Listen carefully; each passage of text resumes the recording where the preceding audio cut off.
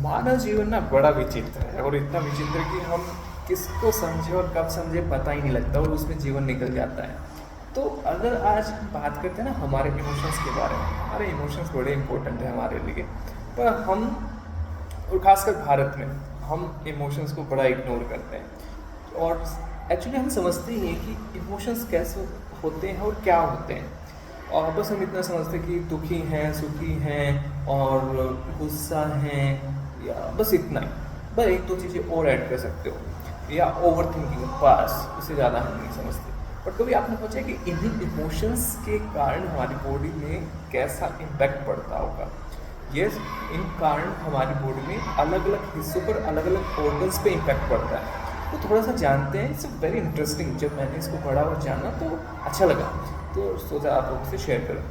तो जब आप गुस्सा होते हैं ना, या सडनली गुस्सा हो जाना, या एंगर इशू के कारण आपको हमेशा हेडेक रहेगा, और उसका इम्पैक्ट आपके लीवर पर भी पड़ता है। और डर है ना, मनुष्य डर जाता है। तो डर को तो हम वैसे ही अदरवाइज रखते हैं, पर डर के कारण जो है उसका असर जो है हमारी किडनी पर पड़ता है और हमारे ब्लैडर पर। और फिर उसके बाद क्या होता है कि जब हम दुखी होते हैं, दुखी होना का बड़ा इग्नोर किया जाता है कि लोग क्या सोचेंगे, ये वो। तो दुखी होने से हमारे लंग्स और चेस्ट में सबसे बड़ा प्रभाव पड़ता है। तो जब भी दुखी हो तो इसके बारे में सोचने का प्रयास करें। और अगर हम चिंतित होते हैं या ओवर थिंकिंग करते हैं तो उसका असर हमारे पेट पर जाता है, और पेट जो है वो डिस्टर्ब हो जाता है, यानी कि फूड को अच्छे से डाइजेस्ट नहीं कर पाता है। और फिर अगर क्या होता है कि अगर कोई काम अच्छे से नहीं हुआ, या कुछ चीज़ें ऐसी होती हैं लाइफ में कि हम गिल्ट फील करते हैं। Guilt also part of emotions, और एक बड़ा स्ट्रॉन्ग इमोशंस है।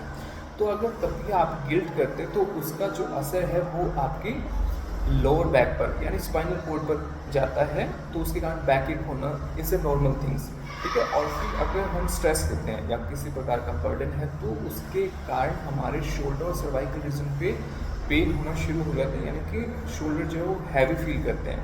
और फिर होता है अनएक्सपेक्टेड चीज़ें, या फिर हम लोगों से कम्युनिकेशन नहीं कर पाते, या कुछ ऐसे कि हम लोगों को अपनी चीज़ें शेयर नहीं कर पाते। तो उसका असर आता है हमारे थ्रोट पर, जिसके कारण बहुत सारे लोगों को, इंडिया में फीमेल्स को मोर देन 95% फीमेल को थायराइड के इश्यूज आते हैं। तो ये जो इमोशंस हैं इनको हम जानते नहीं, पर हमें इनको समझना है, ताकि हम इनके द्वारा हमारे शरीर में होने वाले रोगों को या इश्यूज को हम रोक सकें, ठीक है। तो अपने किसी भी इमोशंस को ऐसे ही अदरवाइज न लें, उन पर ध्यान दें, उन पर काम करें।